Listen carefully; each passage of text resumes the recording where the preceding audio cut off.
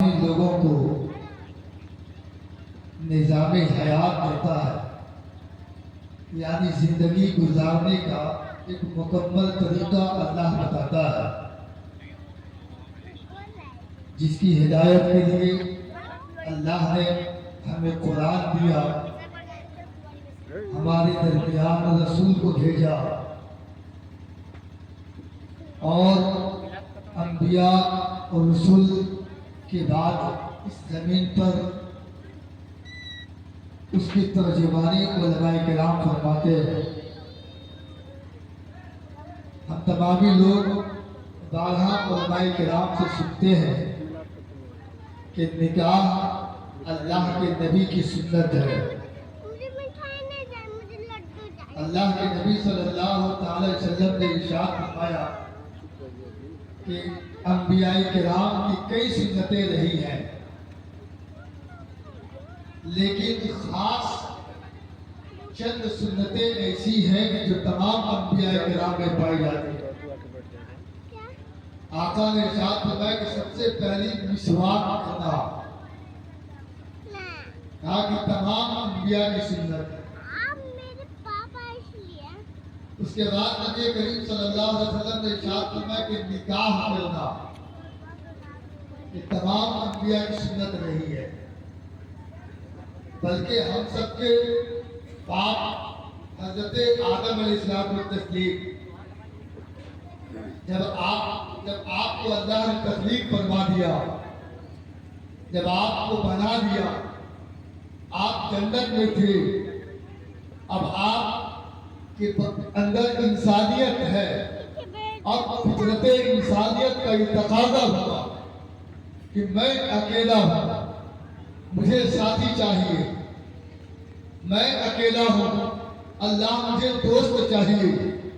اللہ تبارک و تعالیٰ نے اماں حضرت حوا کو پیدا فرمایا، آپ پیدا ہوئی، آپ کی تخلیق ہوئی، حضرت آدم ذات تسلیم نے آپ کی طرف ہاتھ بڑھانا چاہا، اللہ نے روک دیا کہ اے آدم یہ تیرے لیے ابھی جائز نہیں ہے، ابھی یہ تمہارے لیے حلال نہیں ہے، ابھی تجھے اس کے حلال کرنا ہوگا، تب جا کر کے تم اسے ہاتھ لگا سکتے ہو، تم اسے اپنے ساتھی بنا سکتے ہو، اپنی شریک حیات کر سکتے ہو۔ حضرت آدم ذات تسلیم نے کہا کہ مولا تعالیٰ ہم اسے حلال اپنے لیے کیسے کریں؟ اللہ نے کہا کہ اے آدم جب تیری اولاد ہوگی تو تیری اولاد اپنی زوجہ کو حلال کرنے کے لیے دین مہر ادا کرے گی، اور دین مہر تمہاری اولاد ہیرے جواہرات کی شکل میں ادا کرے گی، کوئی درہم و دینار کی شکل میں ادا کرے گی، لوگ تجھے پیسے اور زمین جائیداد کی شکل میں یہ تمہاری دین مہر ادا کرے گی۔ لیکن آدم ذات تسلیم نے کہا کہ مولا تعالیٰ میرے پاس تو دینار و درہم نہیں ہے، میرے پاس تو سونے چاندی نہیں ہے، میرے پاس تو کوئی زمین جائیداد نہیں ہے، میں کیسے اس کا حق مہر ادا کروں گا؟ ذات محترم اللہ تبارک و تعالیٰ نے کہا کہ اے آدم تجھے سونے چاندی اور دینار و درہم دینے کی ضرورت نہیں، بلکہ اے آدم جب تیرے اندر میں نے روح ڈالی تھی، جب تیرے اندر میں نے جان ڈالی تھی، جب تیری آنکھ نے پہلی بار دیکھنا شروع کیا تھا، اے آدم تم نے عرش کے دروازے پہ لکھا دیکھا تھا کہ محمد رسول اللہ، جب تم نے پوچھا تھا کہ اے اللہ ہم تو پہلے انسان ہیں، مجھ سے پہلے کوئی پیدا نہیں ہوا، یعنی مجھ سے پہلے نوح نہیں آئے، مجھ سے پہلے ابراہیم نہیں آئے، مجھ سے پہلے اسماعیل نہیں آئے، مجھ سے پہلے موسیٰ نہیں آئے، مجھ سے پہلے عیسیٰ نہیں آئے، لیکن یا مولا یہ تیرے عرش پہ یہ محمد کون ہے؟ یہ مجھ سے پہلے کس کا نام لکھا ہوا ہے؟ اللہ نے کہا کہ اے آدم تو نے سوال کیا تھا، میں نے بتایا تھا تو میرا آخری پیغمبر ہوگا، یعنی تیرا سردار ہوگا، وہ تیری اولاد میں سے ہوگا، لیکن تیرا امام ہوگا۔ اے آدم اگر تو چاہتا ہے کہ وہ ہوا تیرے لیے حلال ہو جائے تو محمد پہ تم 10 مرتبہ درود پڑھو، خدا حافظ، تاکہ دین مہر ادا ہو جائے گا۔ 10 مرتبہ درود پاک ذات محترم اس کا مطلب یہ نہیں کہ ہم لوگ بھی 10 مرتبہ درود پڑھ کے غیر معنی نہ کر لیں. ہم لوگ تو اول تو ادا کرتے ہی نہیں. ہم لوگ مرنے کے بعد معاف کرواتے ہیں، لیکن مرنے کے بعد معاف ہو ہی نہیں سکتا، اس لیے کہ علماء کرام موجود ہیں. مسئلہ سب کو معلوم ہوگا کہ مرنے کے بعد نکاح ٹوٹ جاتا ہے.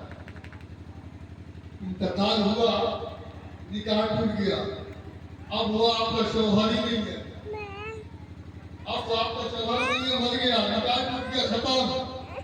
اب معاف کون کرے گا؟ چلیے مان لیجیے کہ نکاح نہیں بھی ٹوٹا ہوتا تو مرنے والا معاف کیسے کرے گا؟ تو مرا ہوا ہے، تو کسی قابل نہیں ہے، اب وہ معاف کیسے کرے گا؟ تو ہم لوگ کو معاف کرواتے ہیں اس وقت مرنے کے بعد جب کہ یہ حق تھا تو اس کو اپنی بیوی کو فوراً ادا کیا جاتا، اس کو دے دیا جاتا، اس لیے کہ عورت کا یہ حق ہے. اگر ہم نہیں دیتے ہیں، جان بوجھ کر کے اس کو تاخیر کرتے ہیں اور اسی حالت سے موت ہو جاتی ہے تو اللہ کے نبی صلی اللہ علیہ وسلم نے اس کو وعیدے کراتے ہیں. اس لیے ہم سب کو چاہیے کہ ہم لوگ جہاں شادی بیاہ میں 10 لاکھ روپیہ خرچ کر دیتے ہیں، کم سے کم نہیں کرتے تو 5 لاکھ روپیہ خرچ کرتے ہیں، اور دین مہر طے کرنے کے لیے ہم لوگوں سے 50,000 سے اوپر نہیں جا پاتے. ہم لوگ 50,000 کی بڑی کہا سننے کے بعد رکھتے ہیں اور اس کو بھی ادا کرنے میں زندگی بیت جاتی ہے.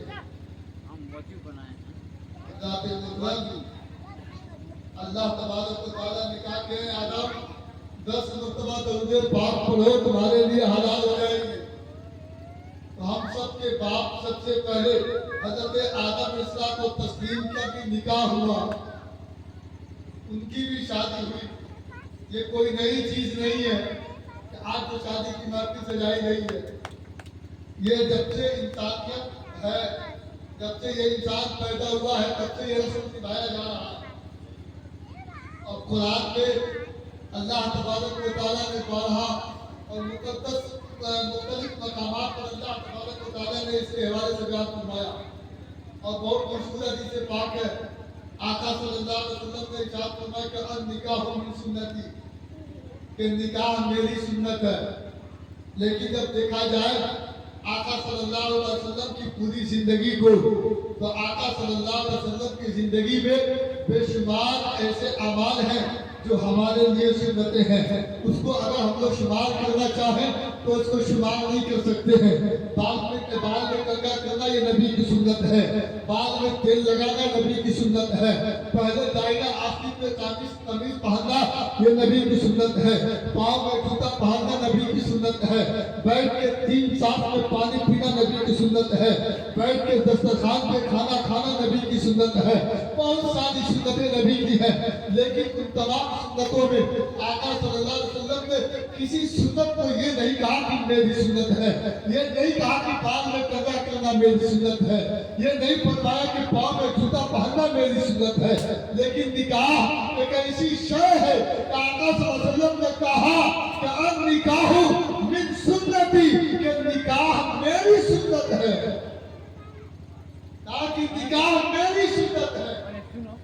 اس لیے کہ کچھ لوگ ایسے آئیں گے کہیں گے کہ نہیں ہمیں شادی نہیں کرنی ہے، تو کان میں نہ جانے کیسے کچھ چھلوا لیتے ہیں، اس کو سراغ کرا لیتے ہیں کسی غیر مذہب میں، اور یہ نشان ہو جاتی ہے کہ وہ لوگ شادی نہیں کریں گے.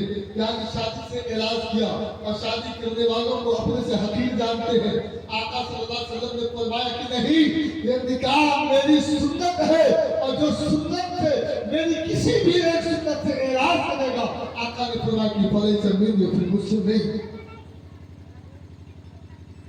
محترم نکاح کے اوپر تاکید تو اللہ کے نبی صلی اللہ علیہ وسلم نے ارشاد فرمایا، لیکن نکاح کے حوالے سے آقا صلی اللہ علیہ وسلم نے ارشاد فرمایا کہا کہ نکاح کے ذریعے سے تم برکتیں حاصل کرو، نکاح کے ذریعے سے تم سکون حاصل کرو، نکاح کے ذریعے سے تم اللہ کا فضل حاصل کرو، نکاح کے ذریعے سے تم اللہ کی رحمتیں حاصل کرو. ایک صحابی آئے آقا صلی اللہ علیہ وسلم کے پاس آ کے کہنے لگے یا رسول اللہ صلی اللہ علیہ وسلم میرے لیے آپ دعا فرما دیجئے۔ آقا نے پوچھا کیا ہوا؟